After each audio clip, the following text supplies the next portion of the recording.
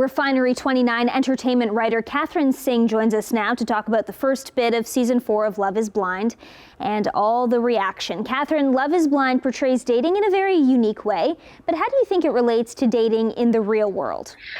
I'd say in many ways, it's actually a response to dating in the real world in terms of the fact that it really tries to take people a little bit deeper and go against what we might see typically on dating apps, which is connections based a lot of the time on initial physical attraction.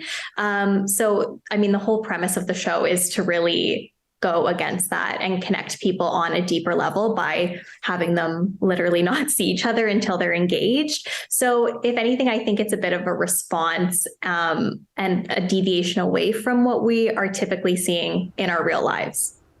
Now, a lot of reaction from the first 5 episodes has been in response to Irina and Micah, with people online labeling them as mean girls. What do you think of their actions so far? I was definitely one of the people that was a little taken aback when I first watched the show at their reactions.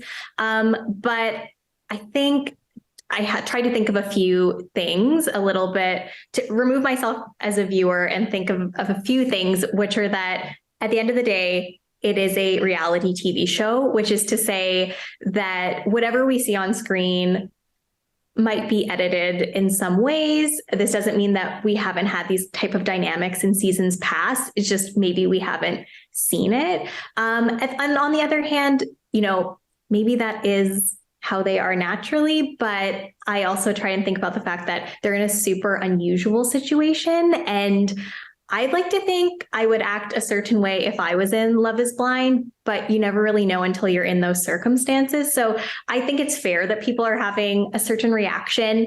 And also it just kind of makes for good TV, unfortunately.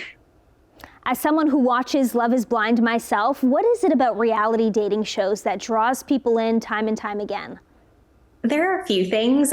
First of all, they just makes for good TV. And I think love and dating in general makes for good TV. When I was watching these first few episodes, I was thinking about how messy it kind of is already. And then thinking, you know what, that makes sense because dating is messy. How often have we said to our friends, this person ghosted me, or this date was so terrible. And it could be the plot, or it could be something that was on reality TV. So I think that just speaks to the fact that the dating, in general is really messy. And that makes for intriguing content for us to watch.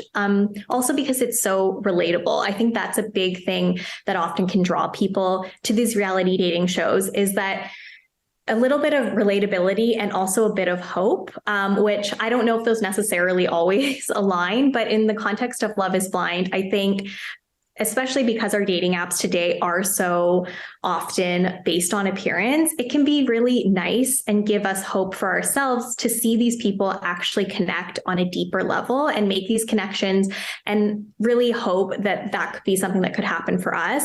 At the same time, it is also kind of nice, selfishly, to see people flounder a little bit in their dating lives, and as they try and find that quote unquote one, if that's what you believe in. And finally, based off the first 5 episodes, which couple are you rooting for? Oh, definitely Brett and Tiffany are my OTP. They give me major Cameron and Lauren vibes from season 1. So they're really great. I think that would be the couple that I'm really rooting for. I kind of think everyone else is a little bit of a mess at this point. Thanks so much for joining us, Katherine. Thank you.